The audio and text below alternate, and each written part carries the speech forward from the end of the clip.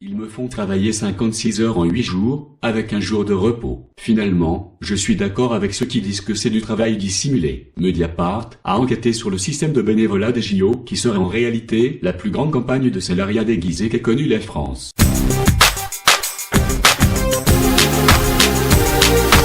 Certains travailleurs achètent leur passe Navigo au jour ou à la semaine, notamment en été lorsqu'un pass mensuel ne se justifie pas. Du 20 juillet au 8 septembre ce ne sera pas possible. Seul le pass Paris 2024 sera disponible. Comptez 16 € pour un pass journée et 70 € pour un forfait de 7 jours. J'apprends avec stupéfaction cette convocation, je ne me laisserai pas intimider par des manœuvres purement politiciennes visant à compromettre ma liberté d'expression sur la Palestine. La convocation fait référence à des publications de novembre. Pour ceux qui pensent qu'il est question de l'interview accordée au Crayon, vous vous trompez, celle-ci a été publiée en janvier. L'organisation qui menace nos libertés et notamment notre liberté d'expression, c'est l'association OGE. C'est cette organisation qui a déposé plainte contre Guillaume Meurice, contre moi et contre tant d'autres personnes qui ont critiqué le régime israélien. Pour avoir porté la voix de la paix, du droit international et dénoncé les crimes de Netanyahou, Rime Hassan est aujourd'hui la cible d'un acharnement politique et médiatique, dont le point culminant est atteint avec cette convocation par la police judiciaire pour apologie du terrorisme.